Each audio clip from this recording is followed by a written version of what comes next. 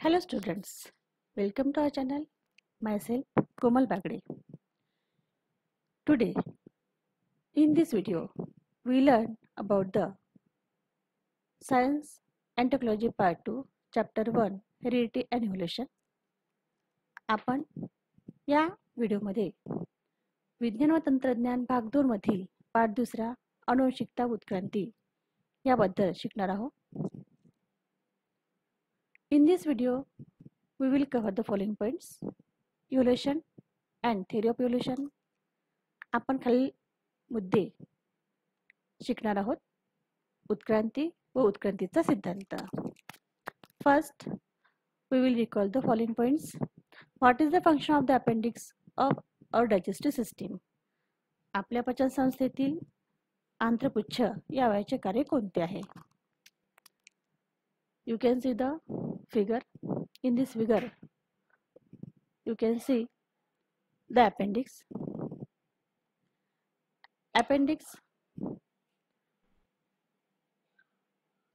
The appendix sites in the lower right abdomen. The function of the appendix is unknown.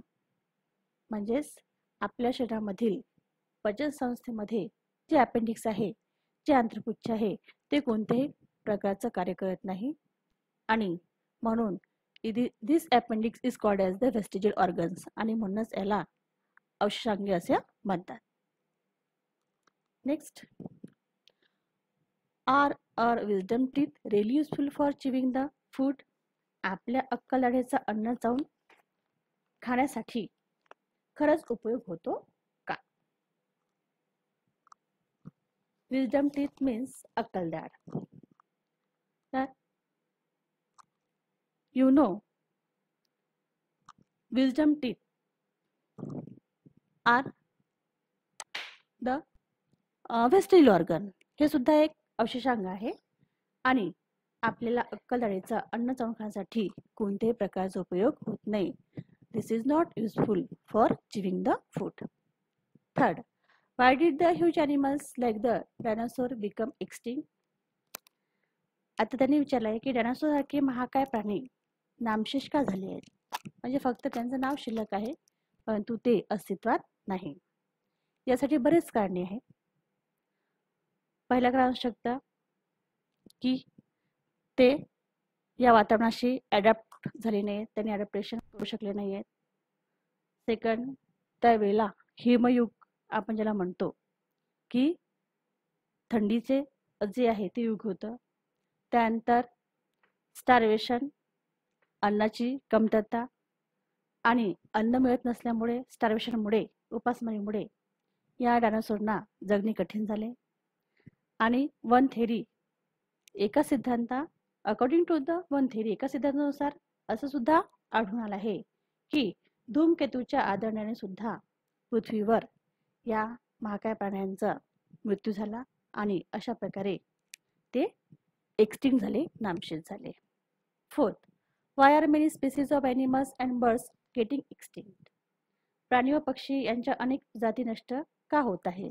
तर you all know, आपल्याला सगळ्यांनाच माहीत आहे की चेंजेस इन एन्व्हायरमेंट, पर्यावरणात होणारे बदल.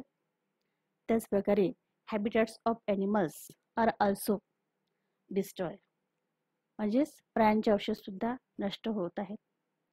त्याचप्रकारे pollution, changes in environment, global warming, त्याचप्रकारे अर्बनायझेशन आणि अन्न व निवारा या दोन्ही गोष्टी संकटात आल्यामुळे प्राणी व पक्षी जे आहेत, species of animals and birds, या प्राण्यांच्या आणि पक्ष्यांच्या ज्या जाती आहेत त्या पूर्ण धोक्यामध्ये आलेल्या आहेत आणि म्हणूनच त्या नष्ट होत आहेत. Okay,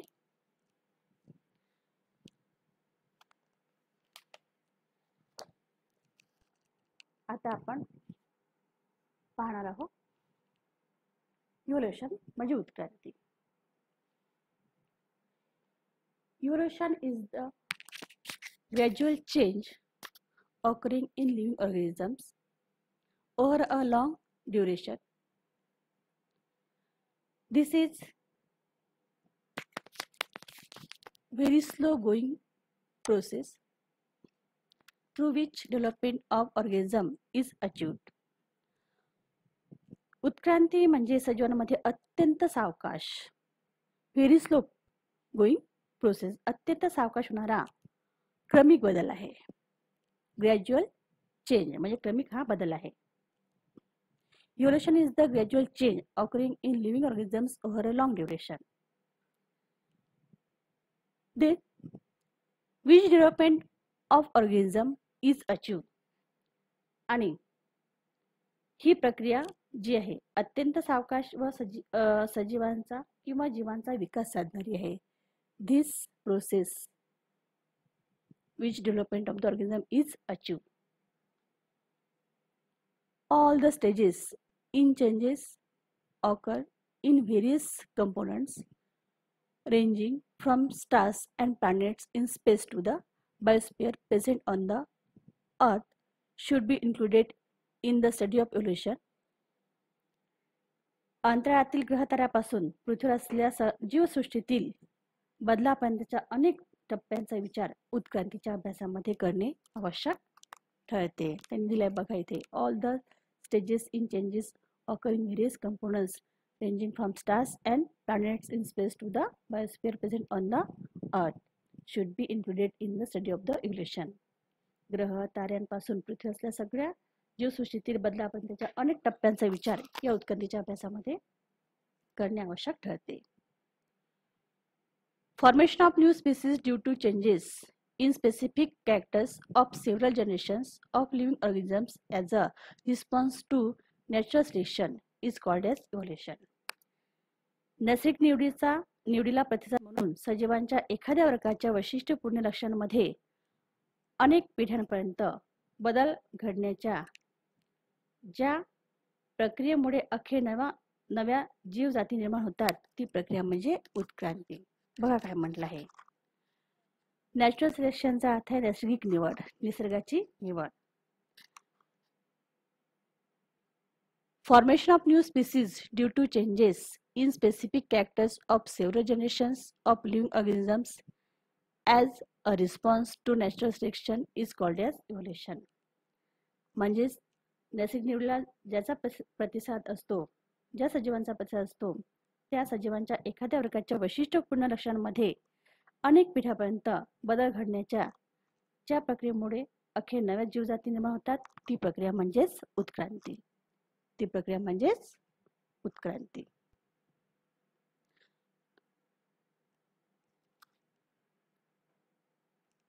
3 billion years ago, 3.5 billion years ago, life had been non-extant on the earth. सुमारे 3.5 अब्ज वर्षापूर्वी पृथ्वीवर कोणत्याच प्रकारचे जीवन अस्तित्वात नव्हते. Life had been non extant on the earth. कोणत्याही प्रकारचे जीवन अस्तित्वात नव्हते. 3 billion years ago, life had been non-existent on the earth. At the beginning, there may have been only simple elements in the ocean on the earth, and simple type of organic and inorganic compounds may have been formed from those. आणि सुरुवातीला at the beginning, सुरुवातीला अत्यंत साधी मूलद्रव्ये अस्तित्वात असावी आणि त्यापासून सेंद्रिय व असेंद्रिय प्रकारची साधी संयुगे तयार झाली असावीत असा शास्त्रज्ञांचा अंदाज आहे. At the beginning, there may have been only simple elements in the ocean on the earth, and simple types of the organic and inorganic compounds may have been formed from those. आणि याच जीवद्रव्यापासून साधी संयुगे, असेंद्रिय संयुगे, सेंद्रिय संयुगे तयार झालेली असावीत. Then complex compounds like the proteins and nucleic acids may have formed over the long period from those simple compounds. त्याच प्रकारे या सेंद्रिय आणि असेंद्रिय संयुगापासूनच ऑर्गॅनिक अँड इनऑर्गॅनिक कंपाऊंड पासूनच सांगितलं त्यांनी की हळूहळू गुंतागुंतीची सेंद्रिय संयुगे, complex compounds, just like proteins and nucleic acid, प्रथिने आणि केंद्रक आम्ले तयार झालेली असावीत. First, primitive type of cells may have been formed from the mixture of the different types of the organic and inorganic compounds. अशा निरनिराळ्या प्रकारच्या सेंद्रिय आणि असेंद्रिय पदार्थाच्या मिश्रणातून मूळ स्वरूपाच्या प्राचीन पेशी तयार झाल्या असाव्यात. हे सर्व त्यांनी दिलं आहे की कशा प्रकारे इव्होल्युशन घडून आलं आहे, कशा प्रकारे उत्क्रांती झाली आहे. आधी सजीव अस्तित्वात नव्हते पृथ्वीवर.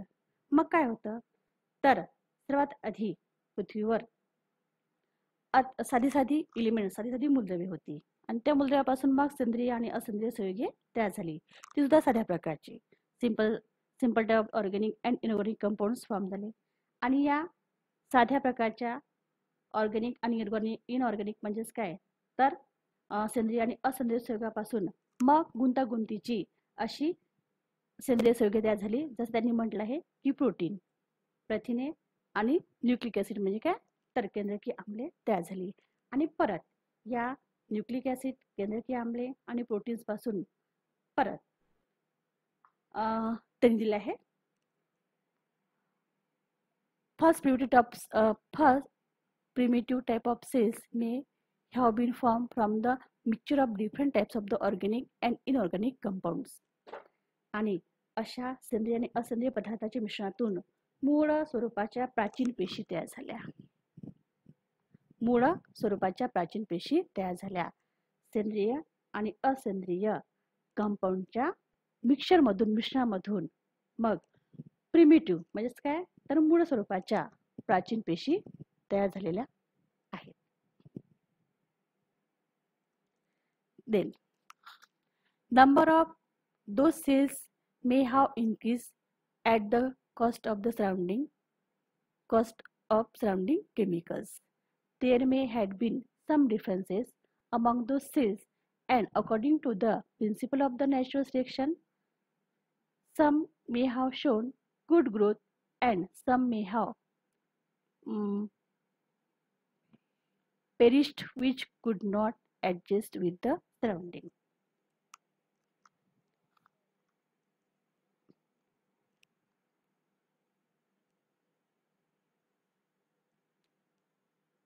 आजूबाजूच्या रसायनांचे भक्षण करून त्यांची संख्या वाढू लागली असेल.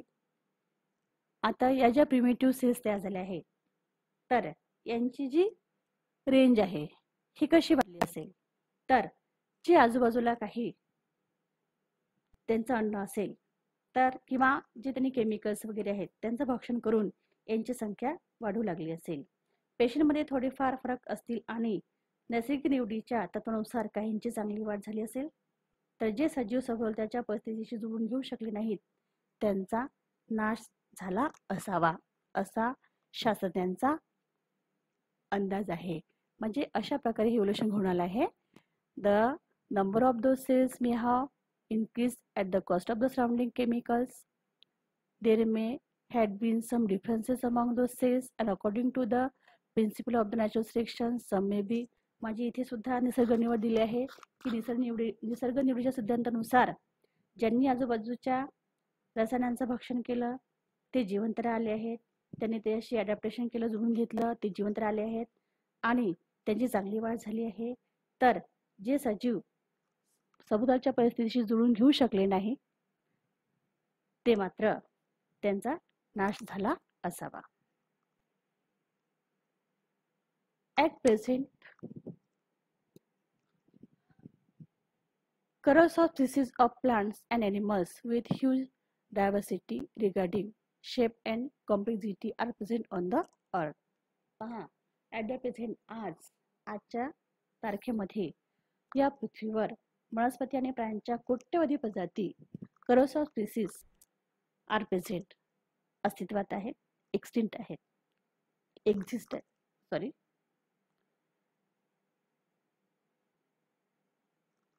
Then, huge diversity regarding shape and complexity are present on the earth. Animal diversity ranges from the unicellular amoeba and paramecium to man and giant whale. तर या ज्या प्रजाती आहेत यांच्या आकारामध्ये, त्यांच्या कॉम्प्लेक्सिटी जटिलतेमध्ये काय आहे तर व्हेरिएशन आहे, विविधता आहे. त्याच प्रकारे animal diversity ranges from the unicellular amoeba and paramecium to man and giant whale. तर यामध्ये पॅरामेशियम पासून ते महाकाय देव मासा, त्याच प्रकारे सूक्ष्म एकपेशीय अमिबा आणि मानव असा त्यांचा विस्तार आढळतो. सूक्ष्म एकपेशीय अमिबा, पॅरामेशियम पासून ते महाकाय देव मासा आणि मानव असा त्यांचा विस्तार. म्हणजे स्वतः युनिसेल्युलर अमिबा, त्यानंतर येईल पॅरामेशियम, त्यानंतर येईल वेल आणि त्यानंतर येतो मानव. म्हणजे अशा प्रकारे यांच्यामध्ये उत्क्रांती होत गेली आहे. The plant diversity consist of various species ranging from unicellular Chlorella to the huge banyan tree. The life exists on earth everywhere from the equator to both the poles. आता वनस्पतींमध्ये एकपेशीय क्लोरेला पासून विस्तीर्ण वडाच्या झाडापर्यंत, बनियन ट्री म्हणजेच वडाचं झाड, तर chlorella या एकपेशीय सजीवापासून तर विस्तीर्ण अशा वडा झाडापर्यंत अनेक वनस्पतींच्या जाती पृथ्वीवर आढळतात. Organisms are present at all the places like air, water, land, rock, etc. Humans have shown curiosity about the origin of life and reasons for such a great diversity in life.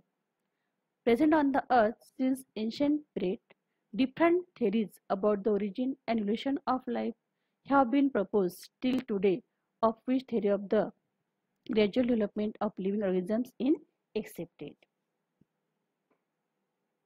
वनस्पतीच्या जाती पृथ्वीवर आढळतात हे आपण पाहिलं आहे.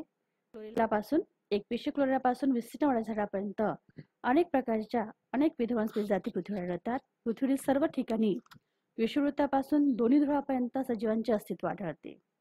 त्याच प्रकारे हवा, पाणी, जमीन, खडक अशा सर्व ठिकाणी सजीव आहेत.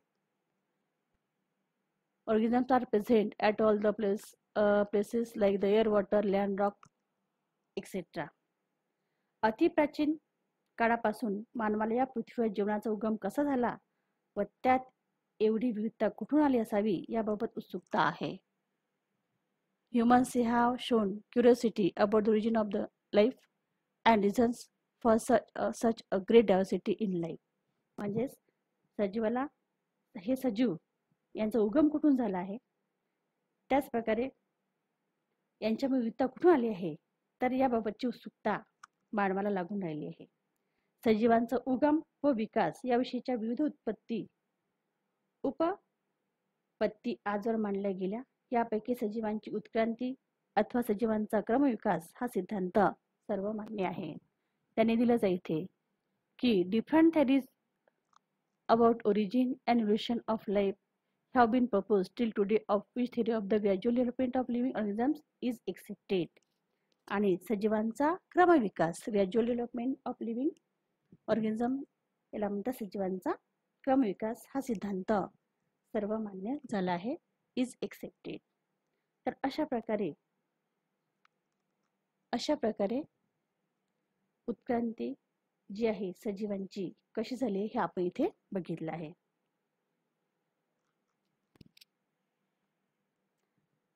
आता आपण बघणार आहोत थिअरी ऑफ इव्होल्यूशन, उत्क्रांतीचा सिद्धांत. Before that we see a peek into history. इतिहासात डोकावताना many philosophers and religious scholars have written their views about the formation of life.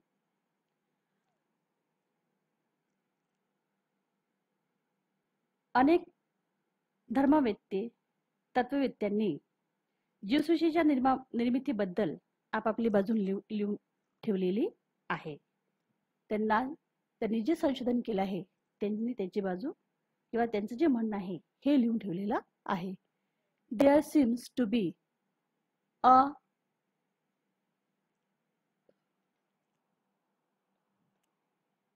through discussion over the formation of universe in various cultures like Indian, Chinese, Roman, Greek, etc. Various cultures have noted different type of the information about planets, stars, the Panchamahabhut, living organisms, etc. in the form of poetry, stories, and religious or sacred books.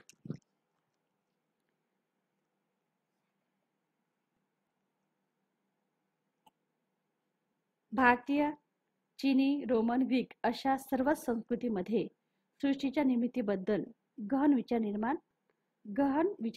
झालेला दिसतो.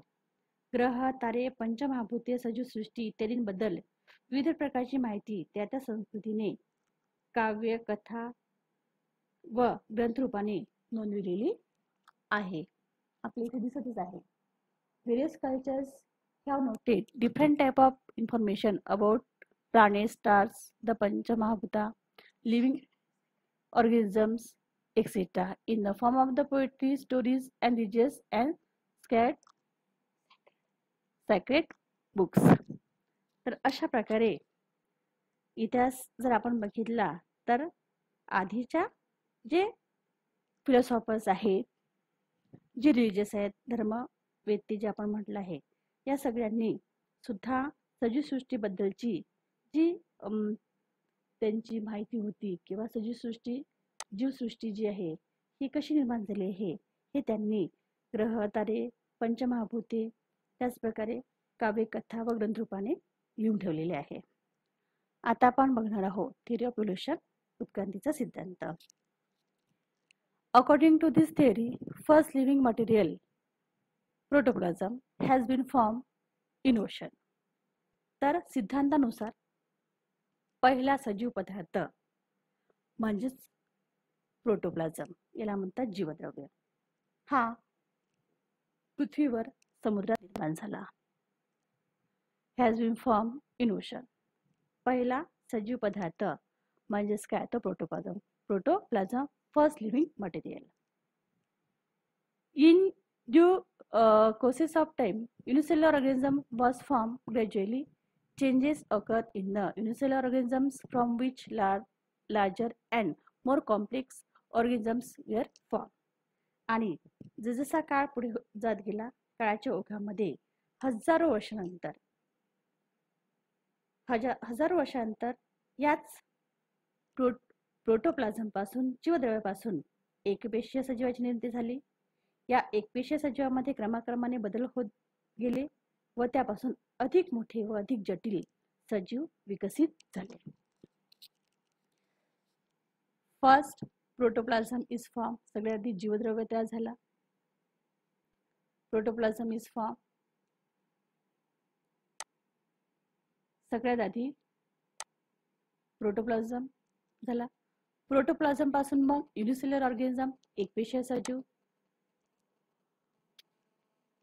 नंतर या एकपेशीय सजीवामध्ये gradually changes, हळूहळू बदल होत गेले, क्रमाक्रमाने बदल होत गेले व त्यापासून मग अधिक मोठे व अधिक जटिल सजीव विकसित झाले. त्यापासून जास्त मोठे, अधिक मोठे व अधिक जटिल असे सजीव, larger and more complex organisms were formed. All the changes were slow and gradual. आणि हे सर्व बदल हळूहळू आणि क्रमाक्रमाने होत राहिले. बघा, हे जे बदल प्रोटोप्लाझम पासून युनिसेल्युलर पासून मग ह्यूज आणि कॉम्प्लेक्स हे जे सजीव तयार झाले, तर यांच्यामध्ये जे बदल होत गेले हे ग्रॅज्युअल होते, हळूहळू होणारे होते आणि अतिशय क्रमाक्रमाने हे बदल होत गेले. Duration of all these changes is at most 300 crore years. मग पहा आता की हा जो बदल होत गेला किंवा हा जो विकासाचा काळ होता, कालपट ज्याला म्हटलं आपण, जवळजवळ 300 कोटी वर्षांचा आहे. म्हणजे या प्रोटोप्लाझम पासून, या जीवद्रव्यापासून या कॉम्प्लेक्स आणि लार्ज जे सजीव आहेत हे तयार होण्याचा जो कालावधी आहे तो होता 300 करोड वर्षांचा. Changes and development in living organisms had been all around and multi-dimensional, and this lead to evolution of different types of organisms. सजीवातील बदल व विकास हा सर्वव्यापी सर्व अंगाने होत गेला व यातूनच अनेक प्रकारचे सजीव अस्तित्वात आले. सर्वव्यापी मल्टीडायमेन्शनल ऑलराऊंड हा जो विकास होता हा सर्वव्यापी होता, सर्व अंगाने होत गेला आणि मग त्याच्यामधूनच अनेक प्रकारचे सजीव हे निर्माण झाले. Hence this overall process is called as evolution, which is organizational progressive development of plants and animals from the ancestors having different structural and functional organization is called evolution. आणि हा जो विकास झाला आहे हा सर्वव्यापी होता, सर्वांगाने होत गेला आणि यामधूनच अनेक प्रकारचे सजीव अस्तित्वात आले. यामुळेच या सर्व प्रक्रियेला क्रमविकास अथवा उत्क्रांती असं म्हणतात. This overall process is called as evolution, which is organizational. याला आपण म्हटलं आहे क्रमविकास किंवा आपण उत्क्रांतीला म्हणतो, प्रोग्रेसिव्ह डेव्हलपमेंट. जी संघटनात्मक उत्क्रांती आहे आणि ही जी आहे ही ऑर्गनायझेशनलच्या अर्थात संघटनात्मक उत्क्रांती आहे. त्याच प्रकारे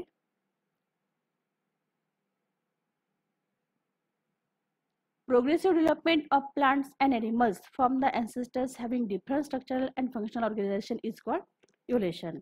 भिन्न रचना व कार्य असलेल्या पूर्वजापासून पहा ज्या सजीवांची कार्य भिन्न आहेत, त्यांची रचना भिन्न आहे, अशा पूर्वजापासून अँसेस्टर्स पासून वनस्पती व प्राण्यांचा प्रागतिक विकास म्हणजेच उत्क्रांती होय. म्हणजे जे पूर्वज होते त्यांची रचना वेगवेगळी होती, त्यांची कार्य वेगळी होती आणि त्याच पूर्वजापासून अँसेस्टर्स पासून वनस्पती व प्राण्यांचा प्रागतिक विकास होत गेला. त्याला सुद्धा उत्क्रांती असं म्हणतात, इव्होल्यूशन असं म्हणतात. तर in this video we learn evolution and theory of evolution. तर विद्यार्थ्यांनो, मला आशा आहे की तुम्हाला दोन्ही मुद्दे चांगल्या प्रकारे कळले असतील. In next video we will discuss in detail about evidences of evolution. पुढच्या व्हिडिओमध्ये आपण या जे उत्क्रांतीचे पुरावे आहेत त्यांच्याबद्दल आपण अगदी चांगल्या प्रकारे शिकणार आहोत. So thank you students. Stay home, stay safe, keep learning. Good bye.